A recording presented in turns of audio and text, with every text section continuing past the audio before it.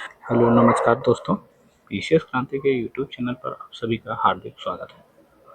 दोस्तों, daily current affairs की इस श्रृंखला में हम आज के महत्वपूर्ण करंट अफेयर्स को देखेंगे। उससे पहले हम कुछ क्वेश्चन को देख लेते हैं, उसके बाद डेली करंट अफेयर्स पर चलेंगे, वहाँ से आज के मुख्य बिंदुओं को देखेंगे। ठीक है, तो इसी संदर्भ में चालू करते हैं आज के क्वेश्चन। तो दोस्तों, आज का पहला क्वेश्चन है, हाल ही में कबड्डी विश्व कप 2025 का आयोजन कहाँ किया गया? यानी कि जो कबड्डी विश्व कप हुआ 2025 का, उसका आयोजन इस देश में किया गया। ठीक है, इस आपके ऑप्शन है, option A France, option B England, option C Australia, option D Iran. तो इस क्वेश्चन को आपका आंसर देना। तो दोस्तों, इसका आंसर है इंग्लैंड। इंग्लैंड में 17 से 23 मार्च तक कबड्डी विश्व कप 2025 का आयोजन किया जाएगा। ठीक है, आप यह भी नोट डाउन कर लेंगे। ठीक है, और दोस्तों, आप जानते हैं पहला विश्व कप 2003 में आयोजित हुआ था कबड्डी का, और यह आयोजित हुआ था मुंबई में। आप इस बिंदु को भी नोट डाउन कर लेंगे कि यानी कि कबड्डी विश्व कप 2025 का पहला कबड्डी विश्व कप का पहला एडिशन कब हुआ था? तो यह हुआ था 2003 में मुंबई में। आपको इस बिंदु को भी नोट डाउन कर लेना है। ठीक दोस्तों, अब चलते हैं अपने अगले बिंदु पर, अगले क्वेश्चन पर। हाल ही में छत्रपति शिवाजी महाराज को समर्पित पहले मंदिर का उद्घाटन कहाँ किया गया?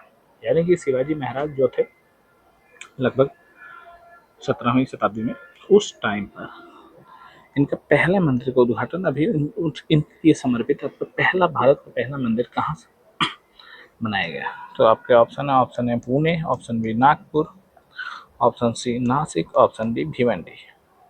तो इसका आंसर है भिवंडी। तो दोस्तों, छत्रपति शिवाजी महाराज को समर्पित पहले मंदिर का उद्घाटन भिवंडी में किया गया। ठीक है, तो आप ये नोट डाउन कर लेंगे। इनका शिवाजी दोस्तों, इनका जन्म हुआ था 1627 में। ठीक है, और इनकी और सब बातें जो है वो आप नोट डाउन कर लेना। ठीक है, अब देख लेते हैं तीसरा क्वेश्चन है जो हमारा आज का महत्वपूर्ण क्वेश्चन है, अभी है कि हाल ही में हिंद प्रशांत क्षेत्र के लिए महामारी की तैयारियों पर क्वाड कार्यशाला का उद्घाटन किसने किया? यानी कि क्वाड क्वाड में हम जानते हैं 4 देश हैं, भारत, यूएसए, जापान, ऑस्ट्रेलिया। इनके द्वारा यह क्वाड एक क्षेत्रीय समूह है। इसी क्वाड द्वारा हिंद प्रशांत क्षेत्र के लिए महामारी की तैयारियों पर एक कार्यशाला का आयोजित किया जा रहा है। तो दोस्तों, इसका उद्घाटन किसने किया? तो आपके ऑप्शन है, option A Narendra Modi, option B Anupriya Patel, option C doctor Jaishankar Prasad, option D इनमें से कोई नहीं। तो दोस्तों, इसका आंसर है ऑप्शन बी अनुप्रिया पटेल। यानी कि इस जो महामारियों से बचने के लिए जो तैयारियों का आयोजन किया जा रहा है, इसका उद्घाटन किया है केंद्रीय स्वास्थ्य राज्य मंत्री अनुप्रिया पटेल द्वारा। ठीक है, तो आप इस बिंदु को नोट डाउन कर लेंगे, यह महत्वपूर्ण बिंदु है। ठीक है दोस्तों, अब चलते हैं हम आज के अपने महत्वपूर्ण करंट अफेयर्स के बिंदुओं पर। ठीक है, आज का पहला बिंदु है पेरू। तो पेरू अभी चर्चा में रहा है, उसके पीछे के क्या रीजन है, इससे संबंधित महत्वपूर्ण तथ्य देख लेते हैं। तो दोस्तों, वहाँ के जो राष्ट्रपति हैं दीना बलुआर्ट, उन्होंने पेरू की राजधानी लीमा में आपातकाल लगा दिया है। दोस्तों, यह पूरे पेरू देश पर नहीं लगा है, बल्कि केवल लीमा में लगाया गया है, और यह लगाया है राष्ट्रपति दीना बलुआर्ट ने। ठीक है, इसका और यह दोस्तों, यह आपातकाल लगभग 30 दिनों तक चलेगा। यानी 30 दिनों के लिए उन्होंने घोषणा करी है कि 30 दिन तक आपातकाल रहेगा। और इसका रीजन क्या है, मतलब कि लीमा में आपातकाल लगाने का रीजन क्या है? तो दोस्तों, इसका रीजन है कि हिंसा की बढ़ती घटनाओं के मद्देनजर, यानी कि लीमा में इस समय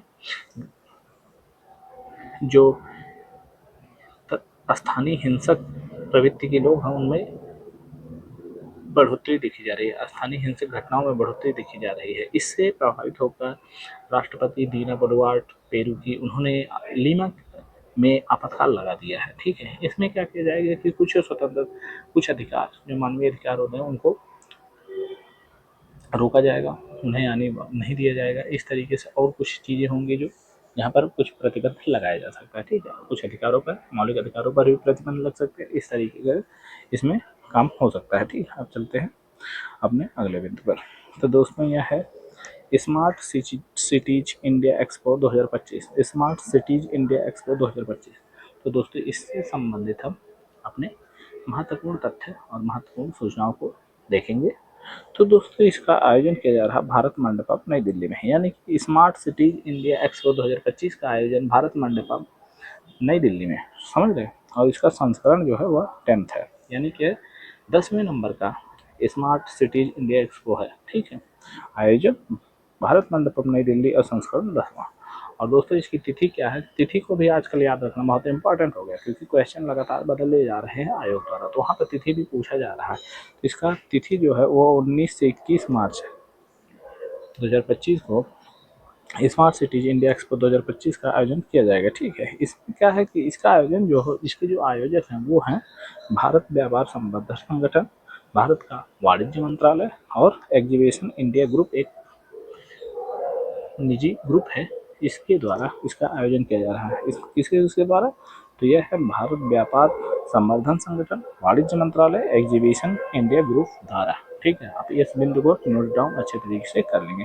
और दोस्तों इसका एक महत्वपूर्ण बिंदु, इसके मुख्य अतिथि जो है वह है नितिन गडकरी, भारत के सड़क परिवहन मंत्री, केंद्रीय सड़क परिवहन मंत्री Nitin Gadkari India smart cities India expo 2025 के मुख्य अतिथि हैं। और उनके साथ ही मास्को शहर के जो परिचालन व्यवस्था करने वाले हैं, मास्को शहर के मेयर वगैरह, उन सबके एक उच्च स्तरीय प्रतिनिधि मंडल भी इसमें मुख्य अतिथि के रूप में शामिल हो रहे हैं। तो यह महत्वपूर्ण बिंदु है, ठीक है। आप इसको नोट डाउन अच्छे तरीके से करें। तो इसका क्या है, स्मार्ट सिटीज इंडिया एक्सपो 2025, इसका आयोजन भारत मंडपम नई दिल्ली में किया जा रहा है।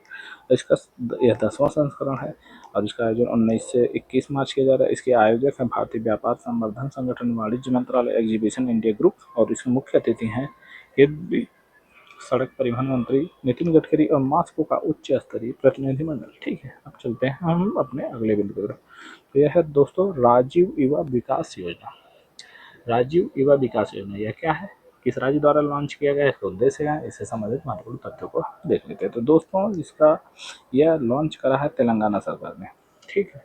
तेलंगाना में राजीव युवा विकास योजना लॉन्च करी गई है, ठीक है। आप इस बिंदु को नोट डाउन कर लेंगे।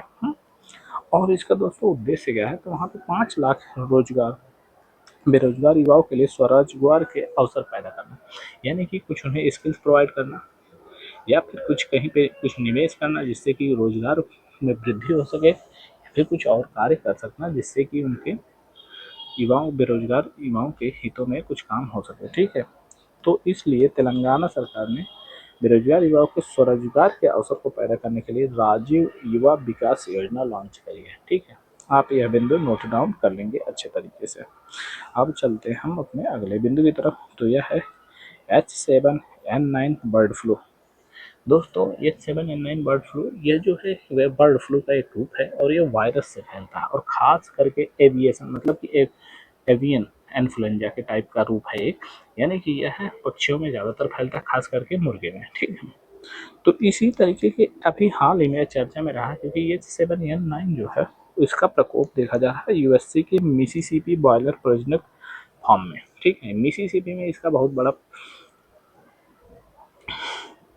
इसका प्रकोप देखा जा रहा है, और यह बताया है विश्व मौसम विज्ञान संगठन द्वारा इसकी पुष्टि करी गई है कि यूएसए के मिसिसिपी में H7N9 बर्ड फ्लू का प्रकोप फैला हुआ है, ठीक है। तो इसलिए अभी यह हाल ही में काफ़ी चर्चा में रहा, तो इसे आप नोट डाउन कर लेंगे, इसके बारे में जानकारी ले लेंगे, ठीक है। अब चलते हैं अपने अगले बिंदु की तरफ। तो यह है फाया पैलियो लैंडस्केप। फाया पैलियो लैंडस्केप ये कहाँ है, क्यों चर्चा में रहा है, इससे संबंधित महत्वपूर्ण तथ्य हम आज देख लेते हैं। तो दोस्तों यह है शारजा, जो कि संयुक्त अरब अमीरात में स्थित एक शहर है, वहाँ पे यह फाया पैलियो लैंडस्केप स्थित है, ठीक है दोस्तों। तो यह चर्चा क्यों रहा है इसको देख लेते हैं। तो दोस्तों इसका एक बड़ा रीजन है क्योंकि ये यूनेस्को ने विश्व धरोहर स्थल का दर्जा दे दिया इसे। यह फाया पैलियो लैंडस्केप जो है, यानी कि यह लगभग कई सौ साल पुराना एक लैंडस्केप है, वहाँ पे मानव सभ्यता के कुछ अवशेष दिखाई देते हैं, इसलिए यूनेस्को ने इसे